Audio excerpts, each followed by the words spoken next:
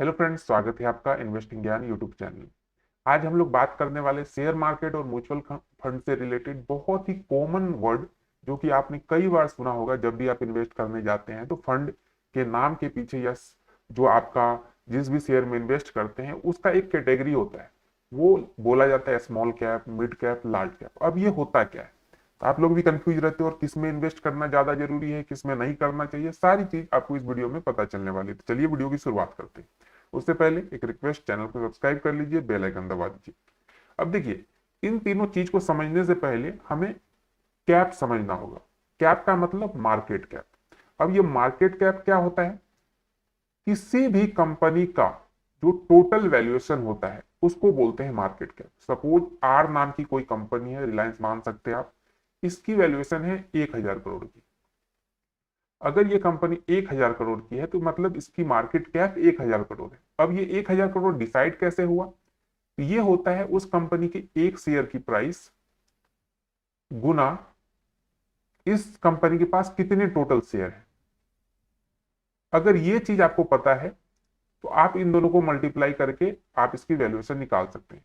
Suppose कीजिए इस company के एक शेयर की प्राइस 100 रुपए है और इस पे जो टोटल शेयर की संख्या है वो 10 करोड़ है। इन दोनों को आप गुना कीजिएगा तो ये 1,000 करोड़ आपको दिखेंगे। तो यही होता है मार्केट कैप किसी भी कंपनी का। अब मार्केट कैप तो हमें पता चल गया, लेकिन ये mid cap, small cap, large cap ये क्या है, चलिए इसमें आपको बताते हैं। अब देखिए, लार्ज, मिड और स्मॉल, सेबी जो है, जो शेयर मार्केट म्यूचुअल फंड को रेगुलेट करता है, उसने 2017 में एक रेगुलेटरी पारित किया था जिसमें कि उसने साफ साफ कहा कि किस कंपनी को हम बोलेंगे लार्ज कैप, किस कंपनी को मिड कैप और किस कंपनी को स्मॉल कैप। तो जो भी शेयर मार्केट में जो लिस्टेड कंपनी है उसमें टॉप के जो 100 कंपनियां होंगी, 1 से लेकर 100 तक की जो कंपनी होगी जिसकी मार्केट कैप के वैल्यू के अकॉर्डिंग 1 से 100 तक की कंपनियों को हम बोलेंगे लार्ज, यानी लार्ज कैप।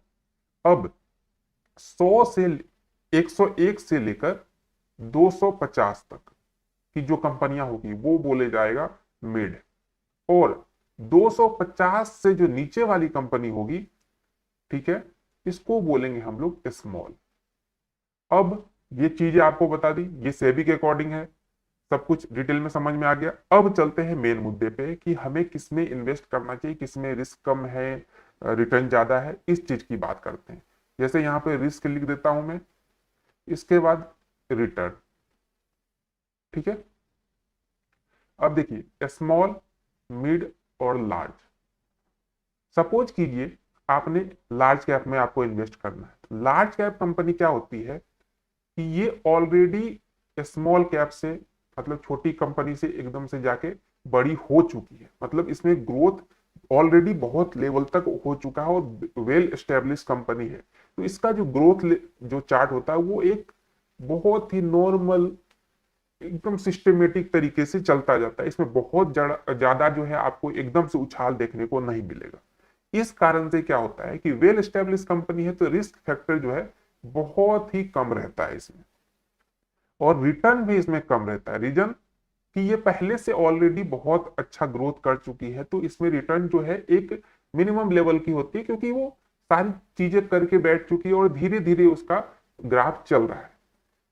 अब चलते हैं यही मिड कैप पे। मिड कैप क्या होती है? इससे छोटी कंपनियां होती है, तो इसमें ग्रोथ की अभी संभावनाएं लार्ज कैप से ज्यादा होती है, ठीक है। तो ग्रोथ की अगर संभावनाएं हैं तो रिटर्न भी आपको अच्छा मिल सकता है, इसके मुकाबले इसमें रिटर्न आपको अच्छा मिल सकता है। लेकिन लार्ज कैप स्टेब्लिश कंपनी है, उससे ये छोटी कंपनी, तो हो सकता है इसमें कुछ डाउनफॉल देखने को मिले, जिस कारण से इसके मुकाबले इसमें रिस्क जो फैक्टर है वो थोड़ा सा बढ़ जाता है। अब यही चीज स्मॉल कैप पे चले तो स्मॉल कैप में रिटर्न भी बहुत ज्यादा है और रिस्क भी इन दोनों के मुकाबले बहुत ज्यादा है, क्योंकि ये छोटी कंपनी है, अभी नई नई कंपनी है, ये अभी अपना जो मार्केट में है दबदबा बनाना चाह रही है। तो ऐसा भी हो सकता है कि ये कंपनी कुछ सालों में बहुत अच्छा ग्रोथ करके बहुत वेल एस्टेब्लिश कंपनी बन जाए। उस स्थिति में आपका जो रिटर्न है बहुत ही हाई जा सकता है। लेकिन हो सकता है इस कंपनी अभी स्टार्ट ही हुई है, कुछ दिनों के बाद इसको नहीं समझ में आए, कुछ हो जाए इस कंपनी में, और ये कंपनी डूब जाए, इस स्थिति में आपके जो रिस्क फैक्टर है वो भी बहुत हाई होते हैं। मतलब लार्ज कैप से अगर स्मॉल कैप की तरफ जाते हैं तो आपका रिटर्न के साथ साथ रिस्क भी बढ़ता है। तो ये तीनों चीजें, अब किसी भी कंपनी में इन्वेस्ट करने से पहले खुद आपको टेक्निकल और फंडामेंटल एनालिसिस करना बहुत जरूरी है, तभी आप समझ पाएंगे कि इसका फ्यूचर क्या है। ये जो ग्राफ है वो यो बढ़ेगा या यहां से जाके यो डाउन हो जाएगा, इस चीज को समझने के लिए आपको टेक्निकल और फंडामेंटल चीजें समझनी पड़ेगी। तो समझने के लिए आप हमारे चैनल को सब्सक्राइब कर लीजिए, क्योंकि यहाँ पे डेली बेसिस पे हर टॉपिक से रिलेटेड आपको वीडियो मिलती रहती है। तो ये थी आज की अपडेट, मिलते हैं एक नए वीडियो में, तब तक के लिए अपना ध्यान रखें और हमारे चैनल को सब्सक्राइब करें।